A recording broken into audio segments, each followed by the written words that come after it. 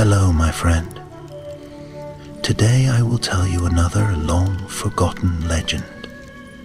Close your eyes and let the magic transport you to Middle-earth. Our journey begins.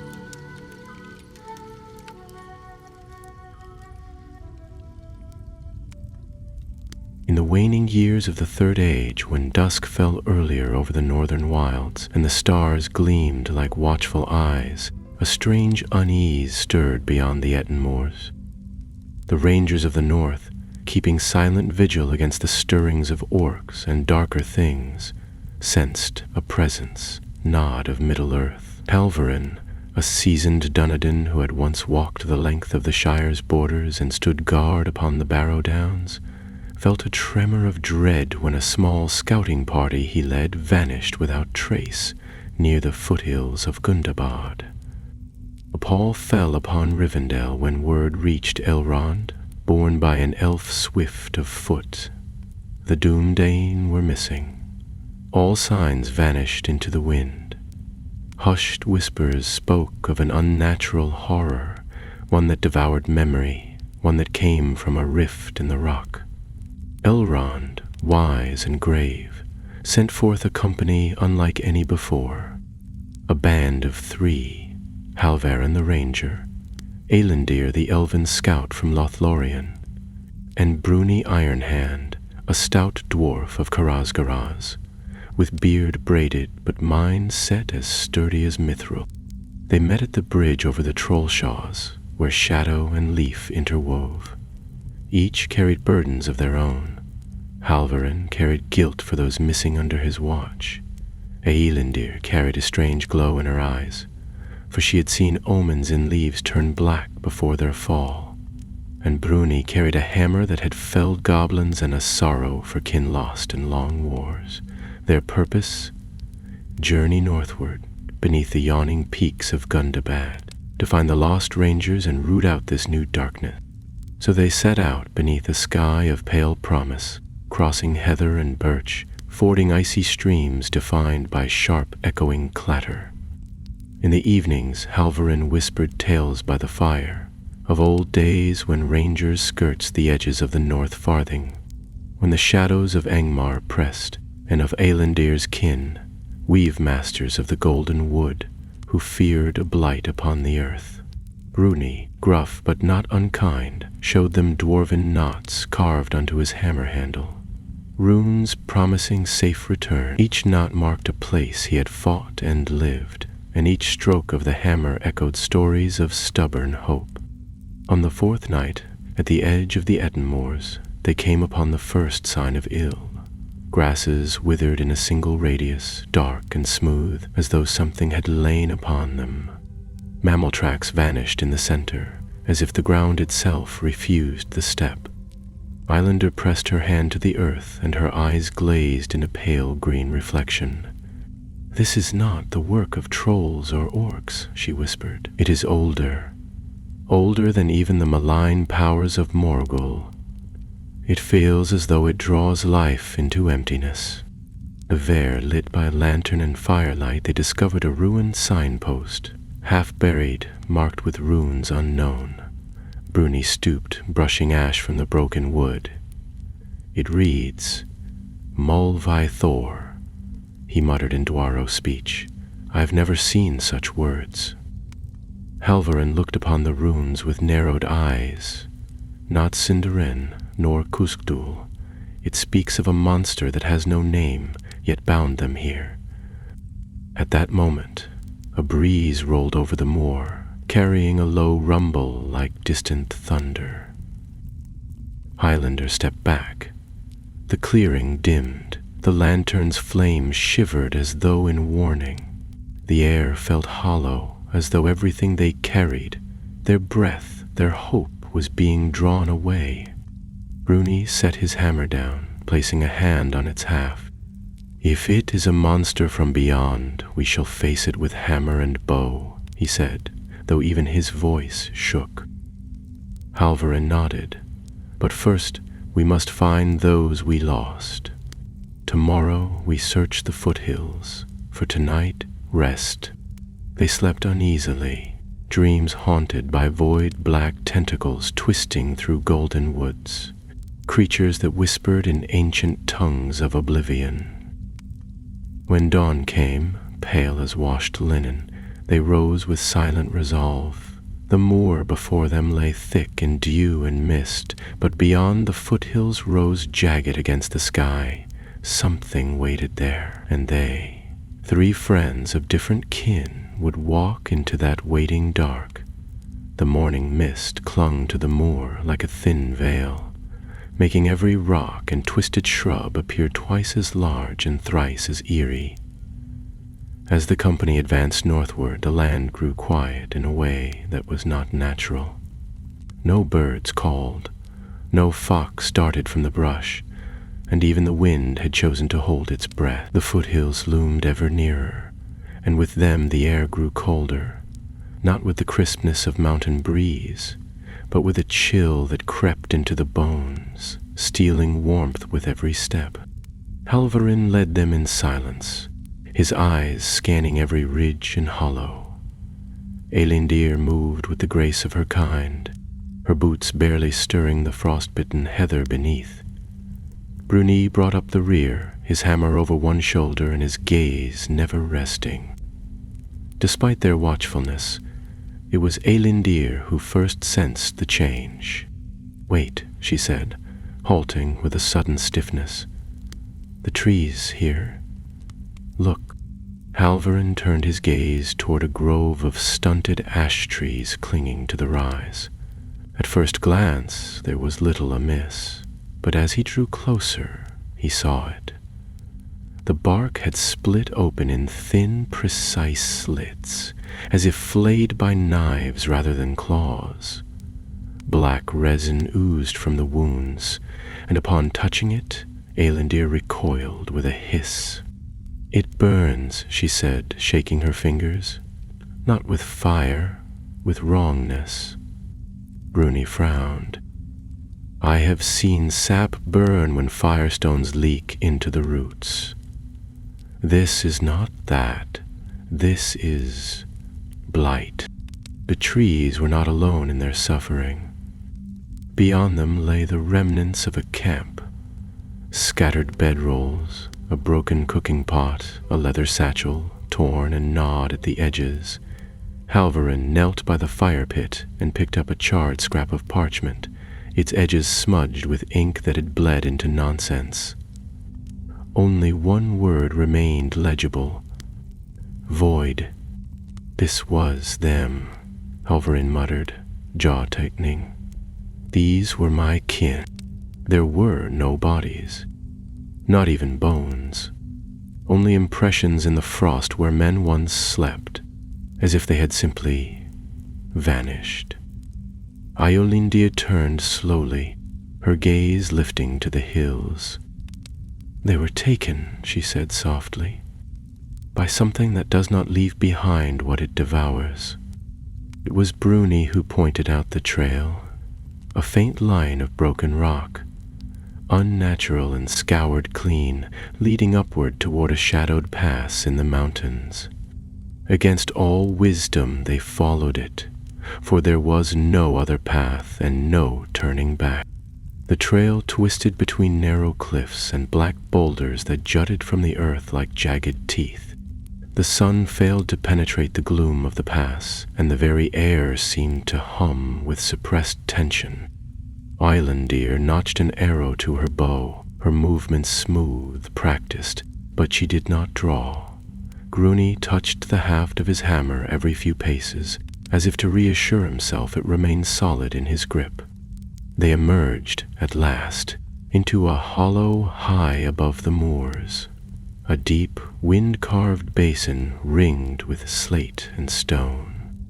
At its center stood a structure, squat and ancient, half buried by the years, dwarvish by the look of it, but broken in strange ways.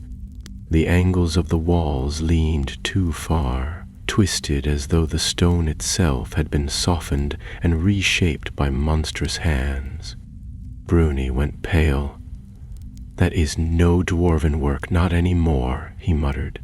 It was once a watch hall of Gramdur's line, but it has been tainted. A low growl echoed from the entrance, not beast nor man nor orc, but something like the grinding of stone across bone. They drew close, weapons in hand, peering into the doorway where darkness pooled like ink. Halvarin lit a torch and cast its light forward, revealing a corridor slanting downward into the earth. "We go in," he said. "The rangers may be alive or trapped, and if not, we must learn what took them." They descended carefully, the sound of their steps muffled by the oppressive silence. The air grew heavy, thick with dust and the scent of decay.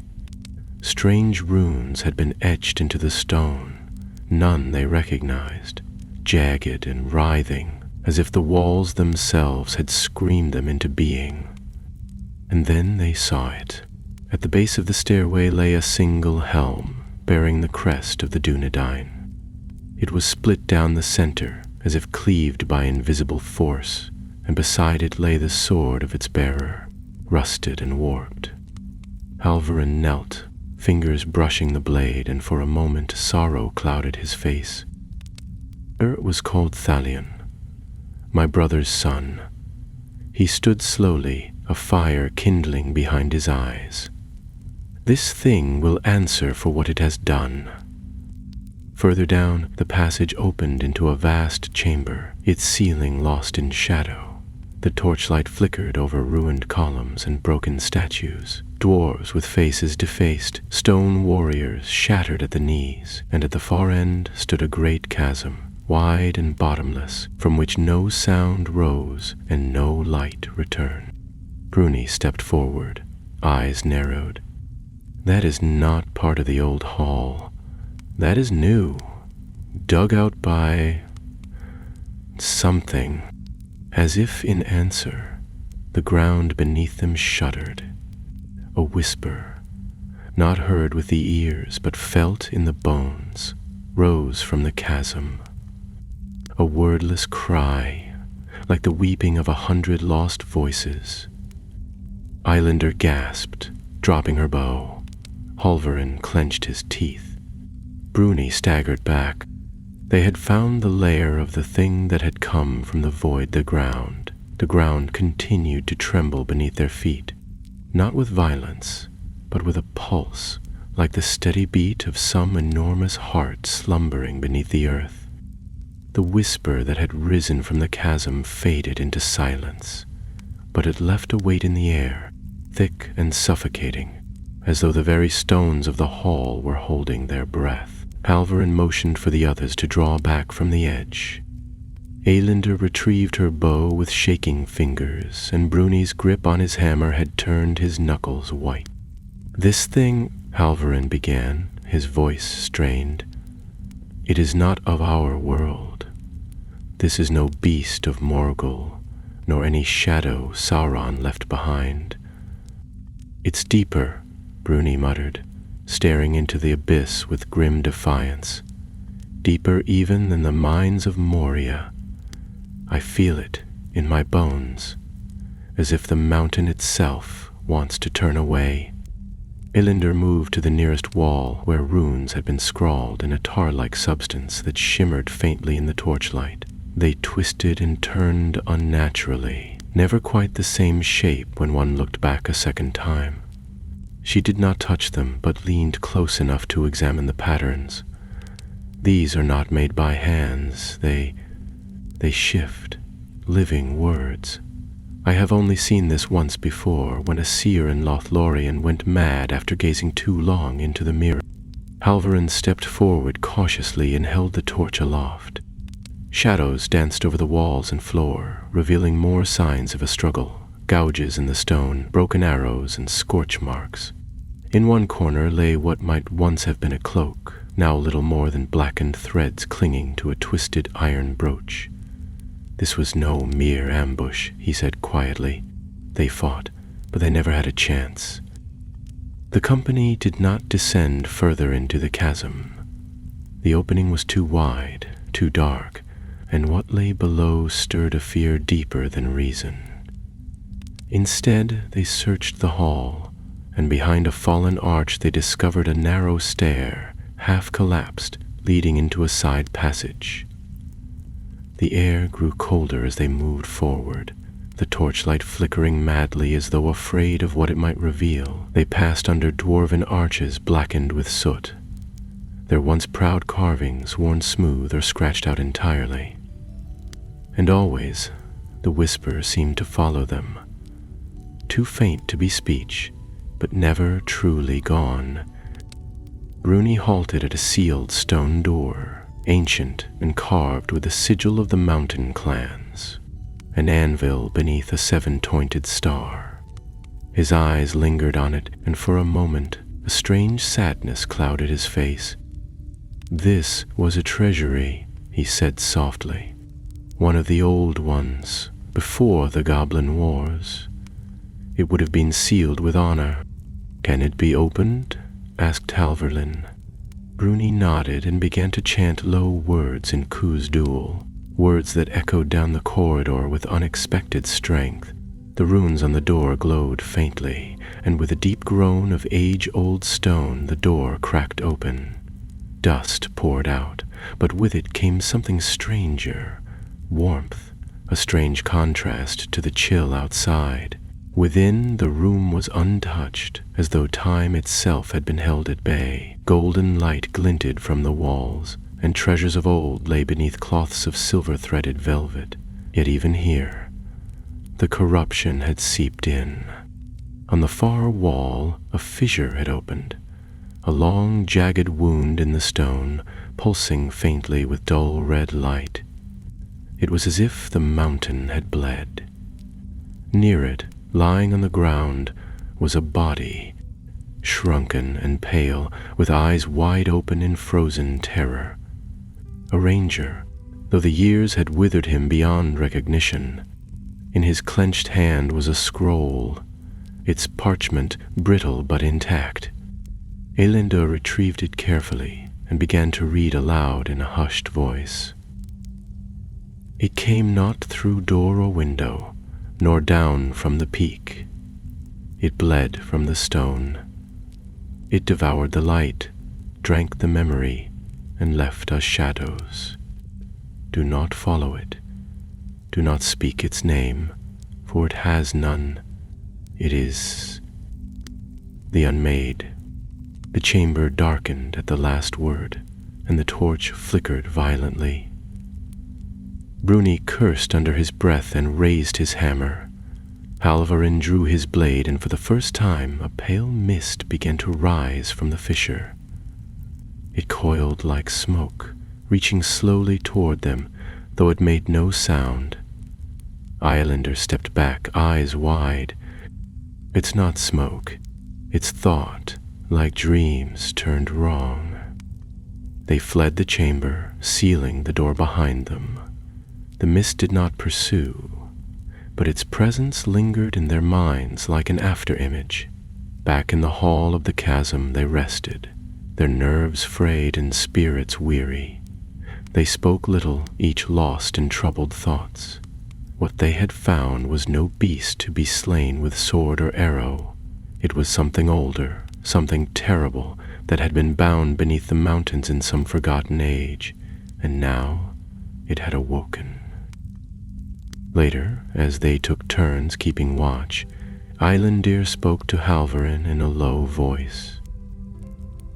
"There is a darkness in the world that was never Sauron's. We forget that he was once but a servant.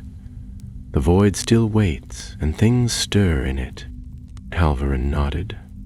"Then we must find a way to send this one back, before it reaches beyond these halls." In the flickering light their faces were drawn but resolute. The monster had shown itself in part, but they knew the worst was yet to come.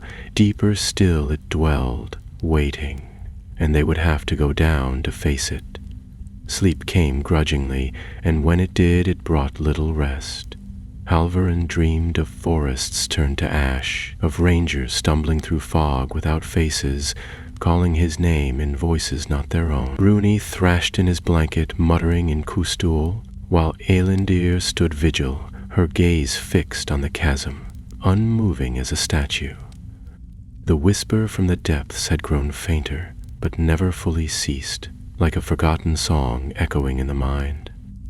When morning came, not by sunlight, for none reached them here, but by the dim turning of time, they rose without words and prepared to descend. The decision had not been lightly made. Halvrin had suggested retreat, taking what they had learned back to Rivendell. But Eilundir disagreed, reminding them that if the creature was truly born of the void and feeding upon the stone and memory of the mountains, it would not remain still. It would grow stronger, spread wider. Bruni, though wary, could not leave a wound festering in the bones of his kin's ancient halls, and so, with torch and trembling breath, they approached the edge of the chasm once more. The descent was steep and treacherous. A spiraling stair carved long ago into the living rock twisted downward along the edge of the pit. It had no rail, and in many places the stone had cracked or crumbled entirely. Eilundir led the way, nimble and fearless, her steps barely brushing the stone. Halvrin followed, eyes sharp and sword at the ready, while Bruni took the rear, muttering dwarven words of protection with every step. The deeper they went, the less the torchlight could penetrate. The darkness thickened, pressing in on them from all sides, not like a lack of light, but as though it were a living thing that wished to swallow their fire whole. Strange markings began to appear on the walls, deep gouges in spiral patterns, often overlapping or weaving into one another. At first they resembled claw marks, but too deliberate, too symmetrical. Then came the bone. Scattered along the steps were the remains of beasts, bats, rats, and nameless creatures that must have crawled down from the upper halls, all desiccated, their flesh gone without rot, their bones left dry and brittle. One raven lay with wings outstretched, as if trying to flee something that had never needed to run. Eilundir did not stop to examine them. She kept moving, her gaze locked downward, as though drawn to something beyond sight. At last the stair ended, not with a landing, but with a narrow archway carved into the rock. Beyond it lay a chamber unlike any they had seen. It was vast and circular, with a ceiling hidden in shadow and a floor veined with glowing cracks. In the center, a great altar of obsidian rose from the stone like a jagged tooth, ringed with shattered chains and ancient runes that pulsed faintly with red light. The air was stifling, heavy, with a scent of scorched iron and something fouler, something that made the stomach turn and the eyes water. Bruni stepped forward first, lowering his hammer. This place. It was not made by dwarves, but it was used by them once, before it was corrupted.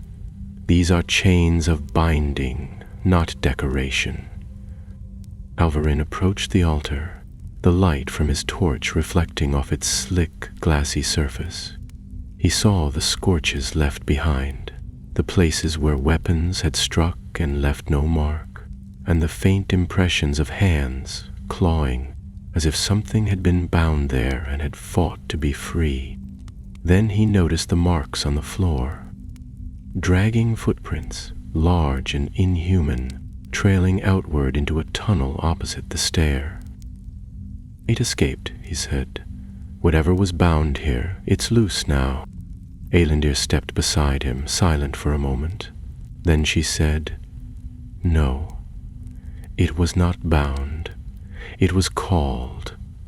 This place is not a prison. It is a gate." The realization struck like a blade.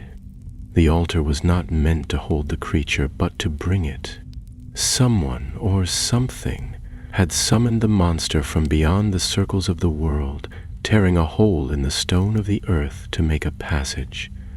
The rift they had seen in the treasury was only a fracture of something deeper, and it was still open. A sudden noise echoed from the tunnel, faint but distinct, a dragging sound like wet cloth pulled over stone. Bruni raised his hammer. Halvarin snuffed his torch and signaled for silence. The three of them crept toward the opening, moving as shadows in the dark. The tunnel beyond was narrower, sloped downward, and the walls pulsed faintly, as if alive. There was no natural stone here, only warped and twisted rock that shuddered underfoot. The sound grew louder as they pressed on. A whispering slither, always just beyond the next bend. And then they saw it. At the tunnel's end they reached a wide cavern filled with a low red mist. In its center loomed a shape, tall, grotesque, and shifting. Its form was never still, a mass of tendrils and shapes that writhed like smoke caught in a windless room.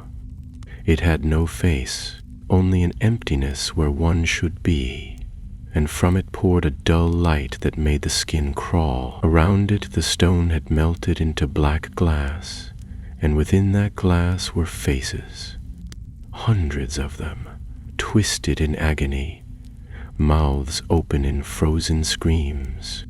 The creature turned, though it had no eyes, and the air itself recoiled.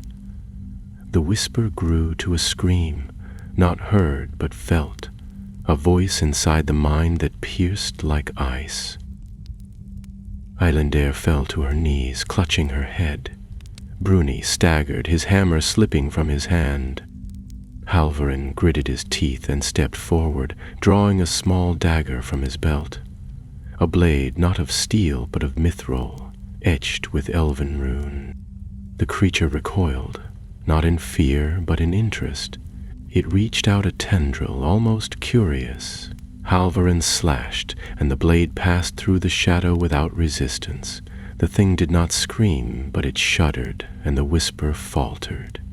Eilendir stood, her eyes alight with fury, and loosed an arrow that burst into silver flame mid-slit.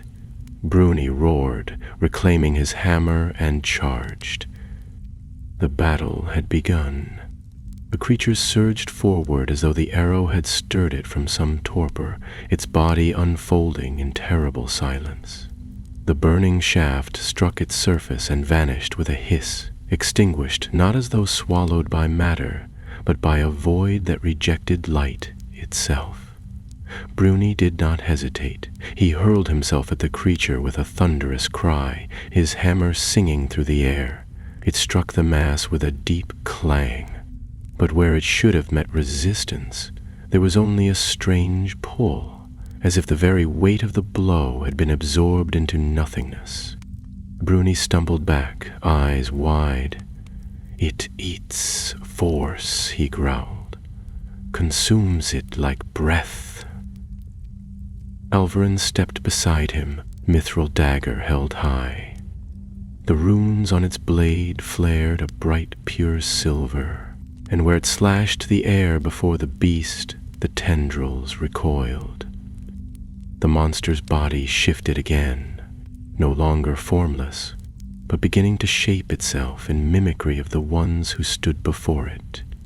Faces formed and melted, limbs stretched and withered, until what remained was neither man nor elf nor dwarf, but a warped mockery of all three. Eilendir drew her second arrow, whispered words into the fletching, and loosed it. This one flew straighter, wrapped in a thin shimmer of starlight, and struck true. It burst upon impact, sending a crack of light through the chamber. The creature shivered again, and released a blast of dark wind that slammed into the trio, hurling them against the cavern wall. Bruni struck stone and groaned, falling to his knees. Halvarin's dagger clattered across the floor, and he scrambled after it. Eilendir rolled to her feet, dazed but unbroken, her bow lost somewhere in the gloom. The monster did not pursue. Instead, it turned its attention to the chamber itself. Its tendrils reached outward, touching the glass-like walls, and the faces trapped within them screamed, dozens at once, a soundless cry that filled the mind with dread. The walls began to crack, fissures opening like spider webs. Halvarin snatched his blade just as the creature turned its eyeless void toward them once more. "It's drawing strength from the souls it's taken," he shouted, trying to rise. "No!" Islander gasped, eyes wide. "Not strength, memories." Indeed, the beast was changing again, becoming more coherent. It grew arms like Halvarin's, a torso like Bruni's, and eyes that almost mirrored Elendir's, only empty, like windows into a place that had never known light. It was learning, becoming. With every passing second, it took more from the world around it and became more real, more solid. "We can't kill it like this," Bruni spat, leaning heavily on his hammer. "It isn't bound to this place anymore. It walks as it pleases." "Then we must bind it again," Elendir said, her voice barely more than a whisper. She turned her gaze toward the glowing cracks on the floor, the same ones that radiated from the obsidian altar. "That's where it came through. If we can sever the wound, perhaps we can trap it." "And how do we do that?" Halvarin asked, stepping between the creature and his companions. "Elrond gave us no spells, no seals. We were sent to scout, not to banish a nightmare from beyond the stars." Elendir's eyes narrowed with sudden clarity. "There's something I haven't told you. In Lothlorien, before I left, I saw this creature, or one like it, in the mirror of Galadriel, a vision of black flame and silver chains and words older than Quenya. She gave me something, in case the vision proved true. From beneath her tunic, she withdrew a small, smooth stone, pale as moonlight, etched with a single rune that glowed with quiet power. She called it a lock of the stars. It holds no weapon, only memory. If we place it at the source, if the altar still bears the old bindings, it may close the gate." Halvarin nodded grimly. "Then we buy you time." He surged forward, blade in hand, while Bruni took the opposite flank. Together they struck the creature again and again, distracting it with force it could not devour fast enough. Bruni's hammer rang against the floor, shaking the chamber. Halvarin darted like a hawk, slashing where tendrils reached to pull him apart. The monster bled shadow, but it slowed, twisting away from their blows. Eilindi ran. Past shattered chains and the cracked altar, she reached the center of the room and knelt upon the cold stone. The air was stifling, the power of the rift pulling at her hair, her breath, her very thoughts. She placed the stone upon the center of the altar and whispered the rune aloud. The change was immediate. Light blazed from the room, and the cracks in the floor flashed white. The obsidian altar trembled, then split as beams of silvery brilliance shot upward, forming a lattice in the air above it. The monsters shrieked, not aloud, but within their minds, a noise that made Halvarin drop to one knee and Bruni stagger. It turned from them and hurled itself at the altar, desperate to stop what had begun. Elendir stood her ground, holding her arms wide, eyes shut, as if becoming part of the light itself. The creature struck the barrier and was thrown back. It tried again, clawing, twisting, until the light began to draw it in, not with force, but with memory. Tendrils dissolved as they touched the silvery web, and with them the stolen faces vanished, set free like birds from a broken cage. The creature screamed again, now smaller, fading, until only a flicker of shadow remained.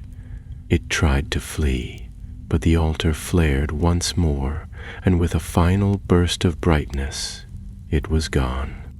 Silence returned. The glow faded slowly, the cracks in the floor sealed with lines of pale crystal. The altar stood whole once again, quiet, inert. Eylinder collapsed to her knees, breath shallow.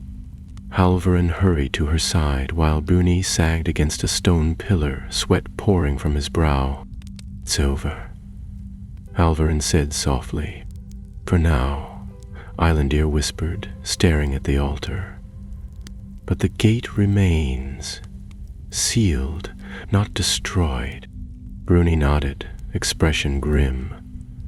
"A lock can be broken, and some fool will always seek the key." They sat in silence for a long while, gathering strength and counting losses. The beast was gone, but the memory of its presence would linger forever. And though they had sealed the breach, they knew that other rifts might still exist, hidden deep in the forgotten bones of the earth. The company lingered in the shadowed chamber, unwilling to move, as though the air itself required time to remember what it meant to be still. Eylindir sat slumped beside the altar, her strength drained not by injury, but by the strange light she had called upon. Halvarin kept close to her, his gaze flickering over her face, watching for signs of fading. Bruni paced the perimeter with slow, weary steps, hammer resting on one shoulder, eyes sharp despite his obvious fatigue. Though the monster was gone, none of them felt safe. It was not merely the fear of its return, but the deeper knowing that the world had changed, ever so slightly, and would not return to what it was. "We'll need to close the upper fissures, too," Bruni said at last, nodding toward the tunnel through which they had entered. "Even with the gate sealed, if any part of this place still bleeds, the corruption might spread." Halvarin frowned. "We could collapse the upper passage, set chargers in the old dwarven style. Elrond will know craftsmen who can assist." Eylindir opened her eyes slowly and murmured, "No, fire and stone won't be enough. This wound is not only of earth. It runs through memory, through thought. Even sealed, it must be watched, guarded." Bruni grunted, crossing his arms. "You're suggesting we post sentries here forever? Leave a watch at the edge of the void?" Halvarin looked at her and nodded. "That is how evil survives, not with thunder and battle, but by being forgotten." And so it was agreed. They would return, but they would not abandon the site. Messages would be sent, warnings carved in stone, and Rivendell would know of this place. Perhaps even the dwarves of Erebor or the wood elves of Thranduil might spare aid, but it would fall to the Dunedain and the remnants of the free peoples to see this wound did not fester once more. They departed the chamber with cautious steps. The air remained heavy, but the sense of impending dread had faded, replaced by the strange stillness of aftermath. When they reached the spiral stair once again, Eylindir paused at the base and glanced back. "It's not just the monster," she said quietly. "Something called it. Someone wanted it here." Halvarin narrowed his eyes. "You think this was deliberate?" "No one stumbles upon a gate to the void," she replied. "Not without help. There may be others, servants or scholars too foolish for their own good. We'll have to learn who." The climb was long, and their legs ached before they reached the top, but the return to the old hall above brought a welcome breath of air, cold and dust-choked though it was. The face of the ranger Halvarin had once called nephew still lay near the treasury door, eyes unseeing, and Halvarin knelt to close them. "You did not die forgotten," he said. "Your name will return to the songs of your kin." They carried what they could, notes from the fallen, runes etched in haste on the walls, and the strange blackened artifacts that seemed to pulse with a residue of the creature's essence. Bruni wrapped them carefully, muttering protective chants under his breath. "We'll need the lore masters of the White Council to study these, or better yet, bury them deep where no hand may touch." By the time they reached the outer foothills, the sun had dipped behind the peaks, casting long shadows over the moors. Yet even in the twilight, the land looked different. The grass no longer bore the blight. The trees, while scarred, stood steady. Birds chirped once more, faint and cautious, and the wind carried the scent of distant pines rather than decay. Eilundir stepped to a rise and gazed north. "There are more wounds in the world than this one," she said. "I feel them like echoes, thin as threads, but there, waiting." Bruni joined her, squinting toward the snow-capped horizon. "Then we hunt them, cut 'em off at the root, one shadow at a time." Halvarin looked to both of them and felt not pride, but a kindling of something steadier, resolve. "Let this be our oath, then, the three of us, to watch what others cannot and to hold fast when the dark stirs." And in that moment, without fanfare or ceremony, the beginnings of a new fellowship were forged. Not one born of great armies or grand halls, but of firelight, shared danger, and the silent promise that no shadow would rise again without meeting resistance. The journey back to Rivendell took 3 days. They traveled swift and quiet, veering away from familiar roads, for Eilundir feared that not all who had called the beast were dead. Along the way they spoke in hushed tones about what they had seen, what it meant, and who might have had the knowledge, or the madness, to summon something from beyond the world. The possibilities were grim. Elrond received them at the gates with a grave expression.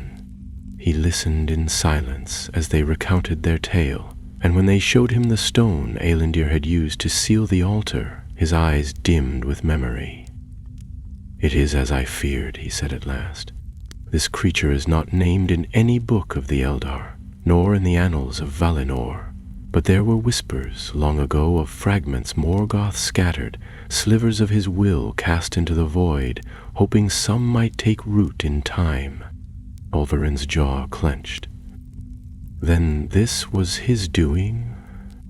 "Perhaps," Elrond said slowly, "or the doing of one who sought to walk in his shadow. What you have faced may only be the beginning. There are dark corners in Middle-earth where even the wise do not tread." But he placed a hand on Halvarin's shoulder, and a faint smile touched his lips. "Yet you returned, and that in itself is a light worth kindling." That night they dined not in celebration, but in shared purpose.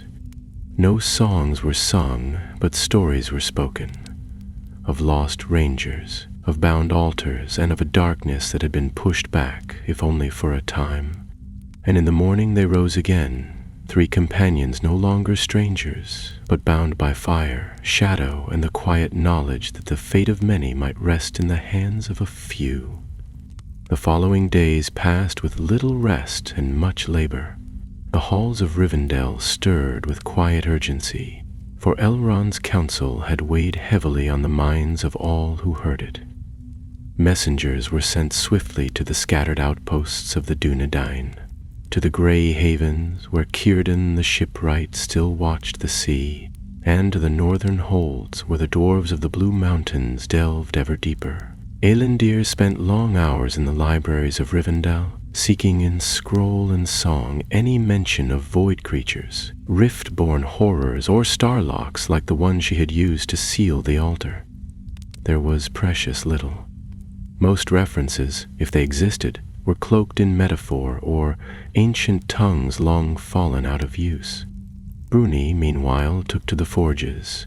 There, under the guidance of elven smiths, he set about crafting a box of silver-veined steel to hold the remnants they had brought from the mountain, the strange black shard they had taken, the one once part of the altar or perhaps of the creature itself, pulsed faintly even now, though it made no sound and showed no movement.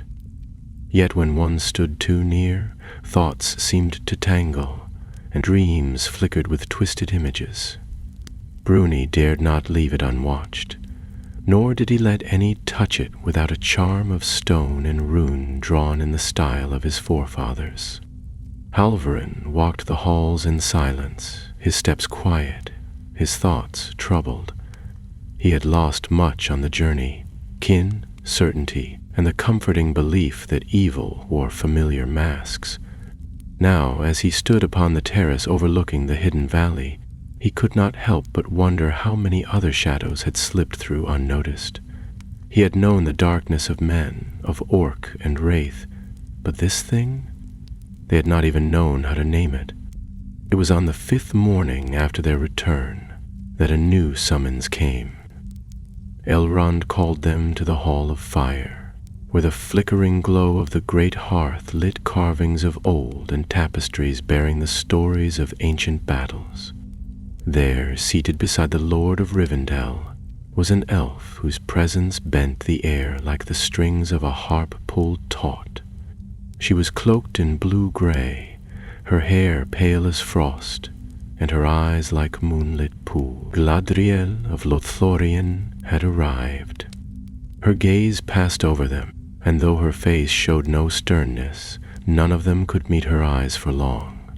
It was not discomfort, but a sense of being weighed, not judged, but measured, as if their very souls were being seen, not for what they were now, but for what they might become. "You have walked where few dared tread," she said, her voice smooth as still water, "and what you faced was not of this world. But there are pieces of the world that do not belong to it, places where the veil between the seen and the unseen thins." Eilandir inclined her head. "My lady, we sealed it. The gate is closed. But it was summoned. That much we know." Galadriel nodded. "There are whispers in the trees of Fangorn, and strange murmurs carried by gulls from the western sea. A stirring. Something moves behind the curtain of the stars. What you saw was but a fragment of a greater danger." Bruni shifted his stance. "Do you mean there are others? More creatures like it?" "Not creatures, perhaps," she answered slowly, "but shadows. Echoes of the discord sung by Morgoth before the making of the world. He poured much of his malice into the void when he was cast out, and it has not lain idle. Though he is chained beyond time, the dark echoes remain." Halvarin spoke then, quietly but firmly. "Then we cannot simply guard one place. We must find the others." Galadriel smiled faintly. "Indeed, you are not alone in this. Others now stir, some touched by foresight, others by old debts of honor. There is a fire rekindling in hidden places. You three shall form the first of a new watch." Elrond nodded in agreement. "Not a great order, not yet, but a beginning. A fellowship formed not by crowns or councils, but by fire and will." They spent the next day in preparation. Elrond gave them maps drawn from memory and old record, indicating ruins long abandoned and strange sites where no bird sang and no tree grew. Galadriel gave Eilandir another starlock, though this one was dim and dormant. "Only when the gate opens will it awaken," she said, "and you must be ready." Bruni received a ring of iron forged in the fires of Valinor, its band engraved with mountain runes that shimmered gold when turned. "To steady your hand and shield your mind," Elrond told him, "for you have seen what madness whispers from the dark." Halvarin asked for no gift, but Elrond placed in his hand a single white feather from the gulls of Mithlond, to remind you that even when the sky grows dark, light still travels above the clouds. They left Rivendell under a morning sky filled with mist. Their first destination was far to the east, toward the forgotten tombs near the borders of Rhûn, where strange lights had been seen dancing above the ruins of old. The journey would be long, the path uncertain, but the road had been chosen. As they rode, the world opened before them again. Hills rolled green and bright beneath the summer sun, and rivers ran swift with melting snow. Yet behind every grove and under every stone, Halvarin watched with new eyes. Evil, he had learned, did not always announce itself with flame and fang. Sometimes it came quietly in silence, waiting to be named. They camped by the edge of a narrow river on the third night. Bruni roasted a brace of conies, and Eylindir sang softly to the stars above. Halvarin lay with his back against a tree, gazing up into the night. The stars had never seemed closer or more distant. "It's a long road," he said at last. Eylindir nodded. "But not a lonely one." And so they slept, beneath the eyes of the stars and the hidden gaze of things that watched from farther still, never knowing that far to the south, in a ruined tower deep within the mountains, another rift had begun to open. Eidair journey eastward stretched across green valleys and mist-veiled foothills, where the trees whispered with the breath of the wind and clouds chased one another across pale skies. The land grew more silent as they left behind the comfort of known paths and passed into regions where few travelers roamed. Birds still sang and the rivers flowed bright, but there was a weight in the air, a sense of forgotten things buried too long, of eyes watching from the dark hollows of the hills. They followed the old dwarven road, long overgrown, where moss had swallowed the runes etched into stones and vines crept across the toppled markers of distance. Bruni often lingered near these half-buried relics, brushing dust and growth from their surfaces, sometimes murmuring their meaning to himself, before motioning the others forward. Eylindir kept to the trees, swift and silent, her bow always ready. Halvarin rode at the center, guiding them with practiced ease, his thoughts never far from the shadows they had already faced. After several days, the mountains of Rhûn rose in the distance, dark and jagged like broken teeth against the sky. It was there, among the old barrows of the lost kings, that the light had been seen. They came upon the ruins in the gray light of morning as mist curled low along the ground and dew clung to every leaf. The tombs stood in a shallow valley carved long ago into the flank of the mountain, a place where the grass grew patchy and thin and the trees stood bare despite the warmth of the season. No birds flew above the barrows, no animals wandered near. It was a dead place, quiet as the grave. Halvarin dismounted and approached the largest mound, its entrance half collapsed and choked with fallen stone. "This was once the resting place of Harthor the Flame Hand," he said, brushing his fingers across a cracked lintel where faded carvings told of kings long forgotten. "He died in the Great Plague, and his line ended with him. No one has entered since." Eylindir crouched low, running her hand across the ground. "There are footprints, recent, many." Bruni stepped forward, examining the marks with a frown. "Not just men," he said. "Look here. Cloven hoof prints, too deep for deer, trolls maybe, or worse." They entered the barrow with caution, light spilling only where the morning sun reached. Inside, the tombs were cold and dry, but disturbed. Bones had been moved, sarcophagi cracked. The carvings of guardians, once serene in eternal rest, had been defaced, scratched until their faces were blank and their arms shattered. Dust choked the air, thick with the scent of old stone and something newer, fouler, like burnt metal. Deep within the barrow, They found the signs of a fire, ash scattered across the floor, surrounded by strange symbols drawn in red. Not blood, but something thicker, darker. Bruni crouched beside the largest, examining the curved lines and runes unlike any he had seen. "These are not dwarven," he muttered.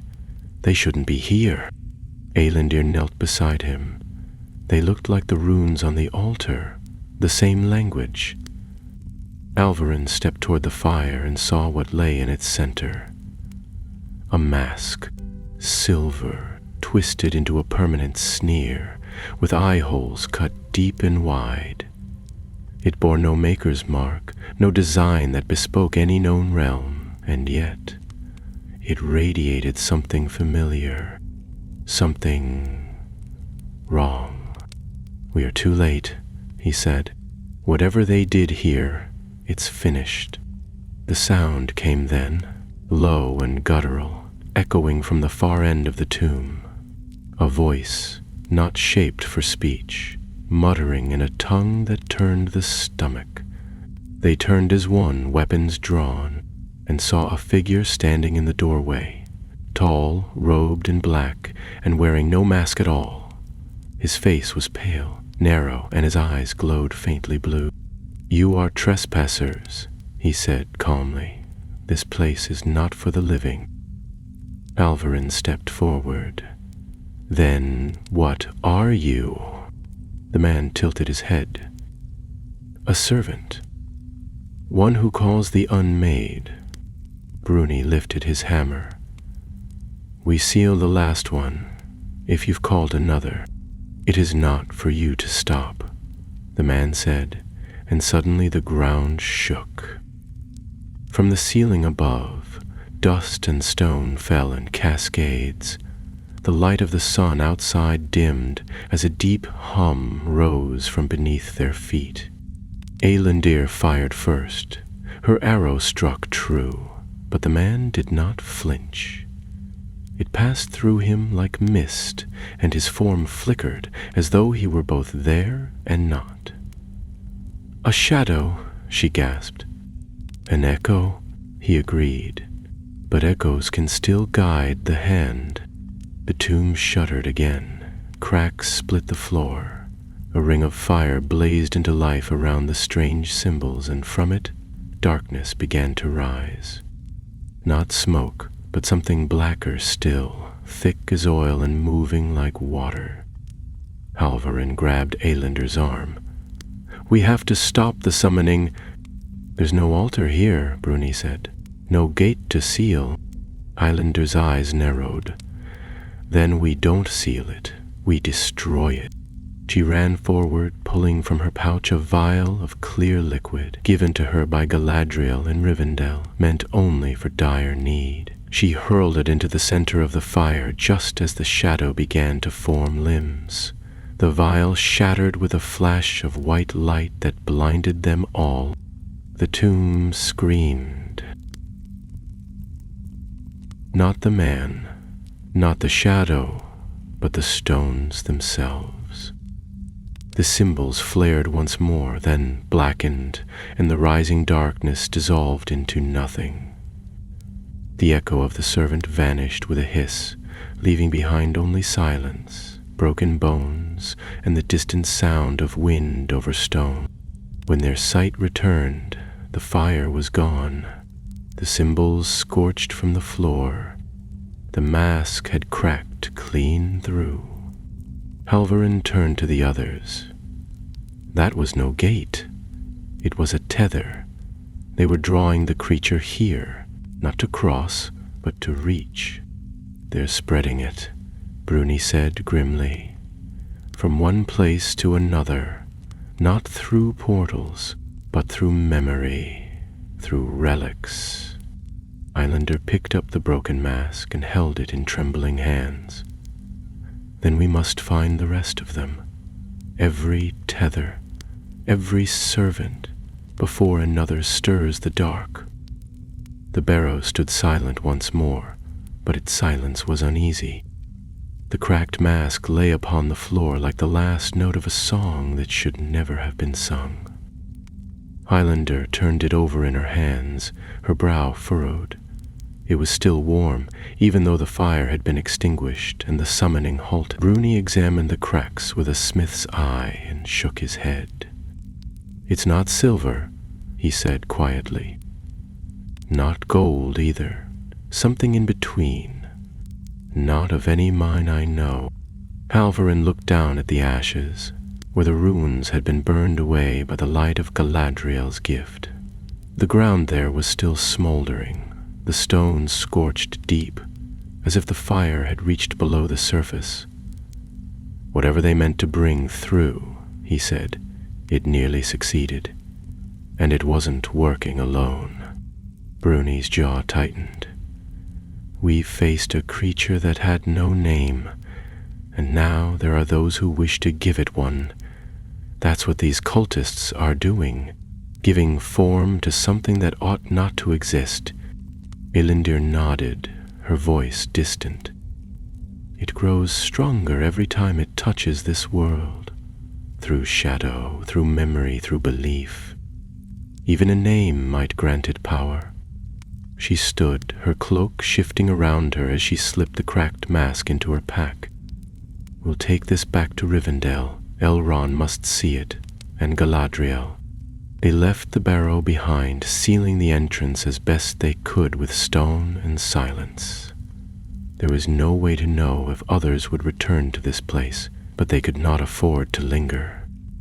Time moved differently around the rifts and echoes. They had seen it in the mountains, days lost in hours, memories blurred as though time itself recoiled from the darkness. Their journey westward was swifter, but not without danger. On the second night, they found signs of pursuit, hoofprints on the ridge above their camp, and the smell of burnt cedar in the air, which Bruni swore no honest fire would ever produce. They moved under cover of darkness, avoiding the main roads and traveling through the old paths the rangers once used in the days of the Northern Kingdom. One evening, they took shelter in the ruins of a watchtower, long since fallen into moss and shadow. The stars above were bright, but the fire they lit gave little warmth. Halvarin took first watch while the others rested, and as the night deepened, he found himself staring at the mask again. Elindir had set it beside her bedroll, wrapped in cloth, but the crack down its center gleamed faintly in the starlight. He reached for it, but before his hand touched the wrappings, Eilinder stirred. "Don't," she said quietly. "It remembers you." Halvarin froze. "What do you mean?" She sat up slowly. "The creature. It touched our thoughts when it emerged. It knew our shapes, our voices. It wore our faces. And this mask, whatever it is, it's a vessel for that memory, a fragment, still linked to the thing that made it." Bruni groaned from where he lay, turning over beneath his blanket. "Let it rot," he muttered. "I've no wish to dream of faces not my own." Elindir tucked the mask back into her pack. "We'll need to keep it sealed. If it begins to whisper, if it starts showing visions, we destroy it and risk awakening whatever it's linked to." Halvarin asked. "That might be worse." "Then we'll let the wise decide," she replied. "But we guard it until then." As the fire dwindled, Halvarin leaned against the crumbled stone of the tower wall, eyes on the horizon. Clouds were gathering in the west, a storm brewed, of wind, rain, and darker things. They reached Rivendell by the week's end, and their return stirred the halls to quiet tension. Elrond listened closely to their tale, and when Elindir unwrapped the mask and placed it on the table, a hush fell over the room. Galadriel was no longer present, having returned to Lothlorien, but her presence lingered like the scent of silver leaves. Elrond examined the artifact without touching it, and his face grew graver by the moment. "This is no mere relic," he said at last. It is a shard of thought, a vessel for something that seeks to shape the world in its image. I fear this is one of many. Bruni crossed his arms. Then we find the rest and break them. Elrond gave a slight nod. Yes, but not blindly. These masks are not all alike. Some may remain dormant, others may already be active, and worse still, there may be those who wear them. Eilunder's eyes narrowed. You think the cultists have spread? There are whispers of unrest in the southern wilds, Elrond said. Caravans gone missing, villages abandoned. And in Gondor, beneath the mountains near the White Mountain's roots, a ranger patrol disappeared 3 nights past. The last message they sent spoke of shadows that did not flee from the sun. Halvarin straightened. Then we go south. Elrond looked from one to the other. You understand, this path leads into lands that may no longer be ruled by men. If these masks are truly vessels, then their power could take root in any who wear them, corrupting the mind, warping the body. You may not be facing beasts next time, but kin. Bruni lifted his hammer and rested it across his shoulder.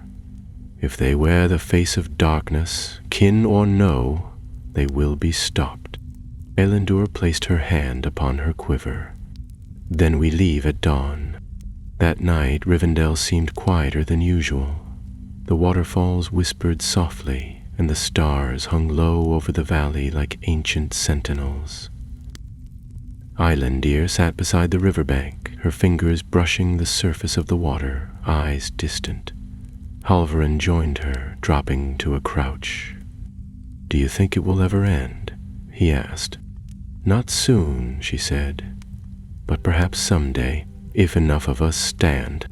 Behind them, the mask lay sealed in a chamber of stone and light, guarded by elven wards that pulsed with gentle flame. Yet even there, in the heart of one of the last safe places in Middle-earth, a thin crack still gleamed along its center. And deep within that crack, something stirred. They departed Rivendell at first light, when the sky was still pale with mist, and the sun had not yet cast its full gaze upon the world. The road south was long and winding, leading through hills and over rivers, past weathered ruins where moss clung to stone like forgotten memories. The mountains of the White Range loomed distantly to the south, veiled in cloud and mystery. Few dared travel this way now, for the southern paths had grown strange, the villages quiet and watchful, and rumors moved faster than the wind. Halvarin rode at the front, his eyes ever scanning the road ahead. His bow hung across his back, but his sword never left his side. Eilundir moved alongside him on foot, light as a shadow, her gaze always sweeping the trees and rocks for signs others might miss. Bruni, ever steady, brought up the rear, his hammer slung over his shoulder and a glint of steel ever near his belt. Together they moved not as wanderers, but as watchers of the world's edges, bound by a purpose they scarcely needed to speak aloud. They passed through the narrow defile of Tharnin Pass, where the cliffs rose high on either side and the air turned still. The wind did not stir here, nor did birds call, and even the horses' hooves made little sound on the old stone road. Eilundir crouched at the mouth of the pass and ran her fingers through the dust.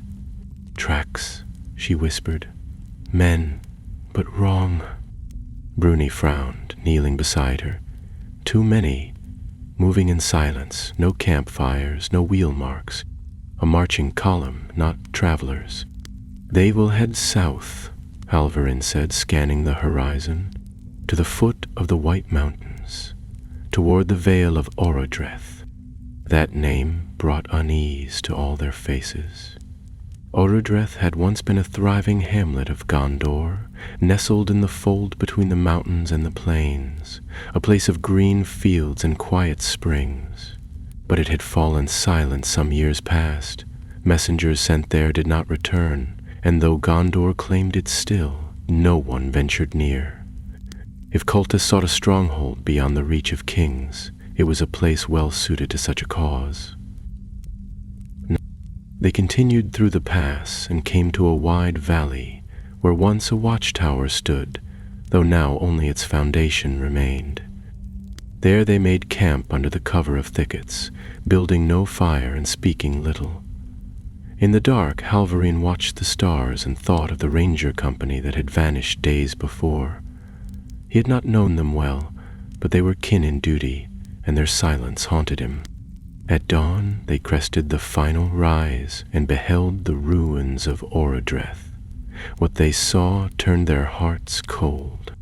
The village was not simply abandoned. It had been changed. Where homes once stood, there now rose pillars of dark stone, arranged in strange patterns. The fields lay fallow, but from the earth sprouted shapes like iron thorns, black and twisted. And in the center of the square, where a fountain had once bubbled clear, stood a great effigy, carved in likeness of no man or beast. It was tall, faceless, its arms outstretched as if to embrace the sky. Around its base lay offerings, bones, shattered glass, and small, cracked masks. "By stone and shadow," Bruni whispered, his voice tight. "They've made a shrine." Halvarine's fingers curled around his sword hilt. "And the missing rangers? We'll find them," Elendir said, her voice low. "Or what's left of them." They crept through the village, stepping lightly between broken walls and scorched earth. No one moved, yet the feeling of being watched never left them. At the far edge of the square, they came to what had once been the village hall, its doors now marked with runes in dark paint that shimmered faintly in the daylight. Elendir reached for the handle, but Halvarin stopped her. "Let me," he said, and slowly pushed the door inward. Inside, the hall had been hollowed out, the floor had been torn open, and in its place lay a pit, wide and deep, ringed with chains anchored to the walls. It was not a gate, not like the one beneath Mount Graham, but a prison, or perhaps a channel.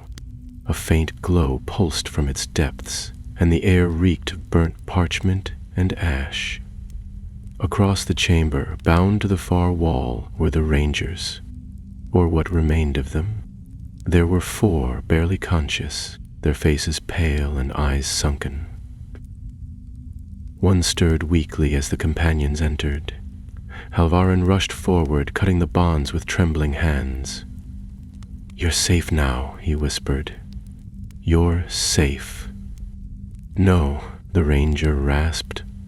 "Not safe. It speaks from below. Not a voice, a feeling, a dream." Bruni approached the pit's edge and peered into the glow. "This isn't a gate," he said, "but it's connected, feeding off them." Elendir took the star lock from her pouch, the second and last gifted by Galadriel. It shimmered softly, already responding to the presence of the shadow. "If we place it here, we might sever the connection." "We'll have one chance," Halvarin said. "Once it activates, it may try to stop us." Bruni nodded. "Then we stand fast." They laid the star lock at the rim of the pit. The moment it touched the stone, the chamber shook. Light flared from the lock, casting sharp shadows across the walls. The glow in the pit writhed and thickened, rising like smoke, twisting into shapes that nearly formed faces. Faces of the rangers, of Halvarine, of Elendir herself. It reached for them, not with malice, but with hunger. Halvarin raised his sword. Bruni stood beside him, hammer in hand, and as the light of the lock grew brighter, Eothendir stepped forward and whispered words too old for the common tongue. The void shadows screamed, again not with sound, but with pressure, as if their thoughts were being crushed. The starlock flared one final time and shattered. The glow in the pit vanished. The chamber went still. They collapsed in place, the tension broken like a storm blown past. The rangers wept in silence, the bindings of shadow finally severed. Bruni helped one to his feet, supporting him with a strength that belied his weariness. Elendur looked to the pit. That wasn't a summoning. It was a seed, a fragment like the mask. These cultists aren't just calling the creature. They're planting it. Elvarin's face darkened. Then we have a war ahead of us, not with armies, but with memory and shadow. They left the ruins as quietly as they had entered. Behind them the faceless effigy remained, though its power had dimmed, and in the heart of the White Mountains, something far older than stone stirred restlessly, sensing that its children had been found, and fearing for the first time that they might fail. The wind howled as they climbed the eastern ridges of the White Mountains, a sharp, keening cry that rose and fell like a warning echoing across the peaks. The rescued rangers rode with them now, though weak and weary from their time beneath the cursed village. Their faces remained pale, their eyes distant, as if some part of them still lingered in the pit from which they had been drawn. Yet their limbs moved, and their breath came steady, and for that Halvarin gave thanks. Even the lightest victory in this war against shadow could not be taken for granted. They made for the watch fortress of Barath-dur, once a beacon of Gondor's vigilance during the Northern Wars, now half forgotten and buried in snow. Elrond had mentioned it in his maps, and some among the wise believed the stronghold was built atop an older foundation, one that reached into the stone and perhaps unknowingly into deeper things. If the servants of the unmade creature were sowing seeds in places of power, the fortress would be a prime target. The road narrowed as they ascended, with walls of ice on either side and hidden drop-offs waiting to claim the careless. Bruni rode ahead, his sense of mountain stone more reliable than any compass. Eilendir brought up the rear, ensuring none lagged behind, while Halvarin remained at the center, watching the sky.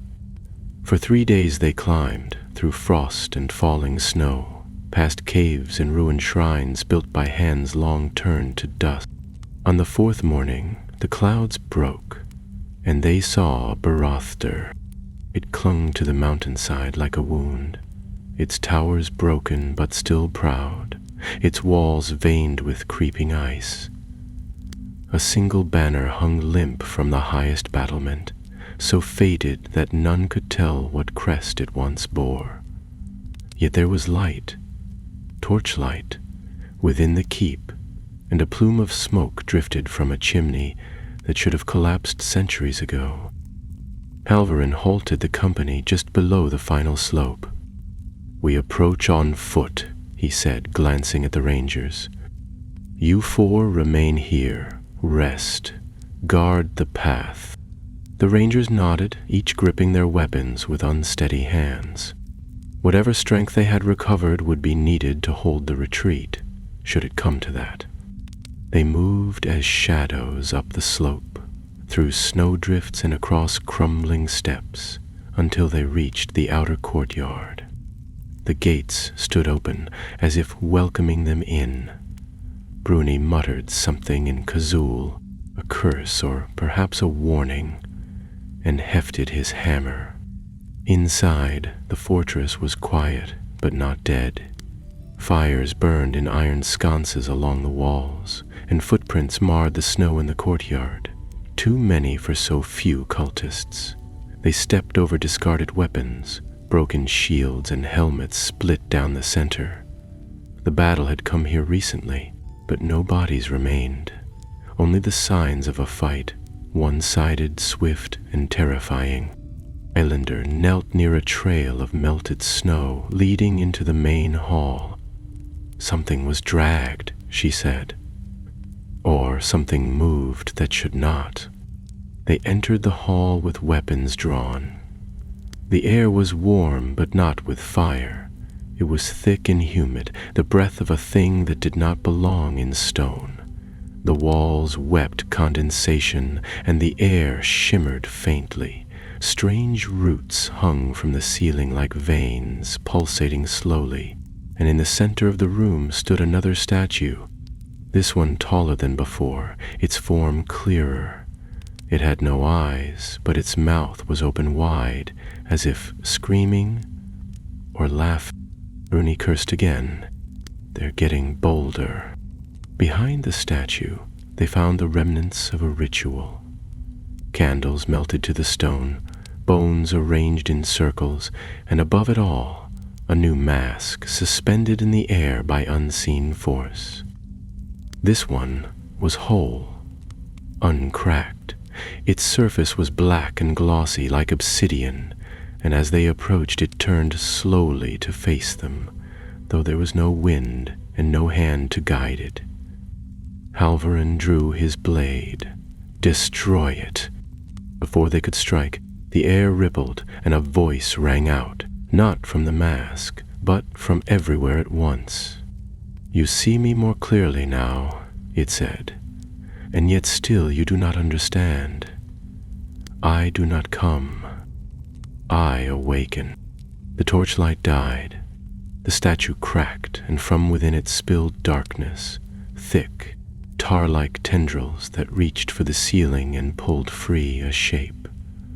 It was not the creature they had faced before, but something lesser, an echo perhaps, or a vessel, yet it bore the same void where a face should be, and its movements were jerky, like a puppet learning to dance. Eilandir loosed an arrow, but it passed through the thing without resistance. Bruni charged, his hammer singing against the stone, striking at the roots and the base of the statue. Halvarin moved to the mask, hoping to sever the link. He grabbed it, and pain lanced through him. His vision swam. The hall vanished. He stood upon a plain of stars and shadow, a sky filled with eyes, all watching, unblinking. A great form loomed above, its shape shifting faster than thought, and from it came a whisper. You are brave, it said. That is why I remember you. Halvarin gasped and pulled free, flinging the mask across the hall. Eilandir caught him as he staggered. Bruni struck the base of the statue once more, and it cracked open. The darkness shrieked and collapsed in on itself, drawing the heat and light from the chamber with it. The mask shattered as it struck the floor. Silence followed. The roots crumbled to dust. The torches relit. The hall, once bloated with shadow, stood empty once more. Halvarin sat heavily against a wall, his breath ragged. It sees us. It remembers us. Eilindi knelt beside him, her hand on his shoulder. Then we move faster, before it learns more. Bruni, standing amid the shattered pieces of mask and statue, looked to the others. No more waiting, we take the fight to them.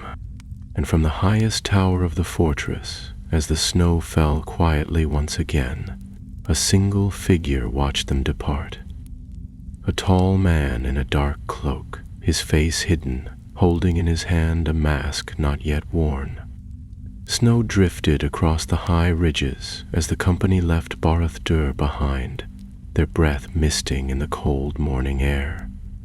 The fortress had offered no answers, only more questions and a deeper unease. The second mask was destroyed, but not before Halvarin had seen something he could not explain, a vision not of what was, but what might become. The creature's voice, no longer just a whisper, had spoken to him directly, with something akin to familiarity, That was what disturbed him most. It was not simply a monster from the void. It was a mind, vast and formless, learning them. Remember, they made their way back down the mountain, the rescued rangers still resting below, and shared with them what they had faced. The men listened with pale faces, and though none fled, all carried the weight of fear now buried deep. No one spoke much as they descended into the lower valleys, where the frost gave way to cold mist and the trees creaked under the weight of their winter cloaks. By the time they reached the southern passes, word had already spread. Scouts from Gondor met them on the road, riders clad in grey, bearing the seal of Prince Imrahil of Dol Amroth. They had come seeking the source of the rumors that now moved like wildfire through the southern fiefs, of strange masks found in tombs long sealed, of children vanishing in the night and returning days later with empty eyes, of travelers waking in the wild with no memory of who they were or where they had been. And Halvarin shared what they knew. He spoke of the masks, of the creature that had emerged from the altar beneath Mount Gram, of the shrines and seed pits the cultists were carving into the bones of Middle-earth. The scouts listened gravely, and one among them, a man named Thandor, offered to send riders to Minas Tirith. "Let the steward know," Halvarin said. "This is not the war he prepares for, but it is a battle all the same." Islander, standing a little apart, turned her gaze eastward. "It's spreading," she murmured. "The masks are only part of it, these shadows. They feed on places of sorrow, places where memory lingers, where grief has not faded." Bruni glanced at her.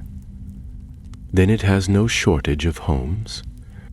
They followed the scouts to a nearby outpost, little more than a fortified lodge built into the slope of a hill, but well kept and secure. There they rested for 2 days, and during that time, Halvarin walked the ridge at dusk, watching the horizon. The memory of the creature's words haunted him, not for their menace, but for their familiarity. "You are brave," it had said. "That is why I remember you." It should have meant nothing, but it had spoken not as an enemy, but as a witness, as though it had seen something in him that even he did not yet understand. On the morning of the 3rd day, as frost clung to the earth and the sun broke weakly through the clouds, a raven arrived. It bore a message sealed with the mark of Lothlorien, an urgent call from Galadriel. A 3rd mask had been found, deep in the ruins of Dol Dinin, and worse, when the scouts had attempted to retrieve it, they were struck with madness. The mask was still intact, and something now guarded it.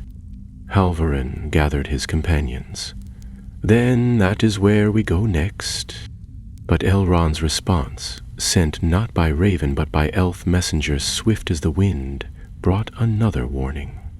There were now rumors of a gathering in the far north, beyond Carn Dum, where the lands of Angmar had lain cold and empty for centuries.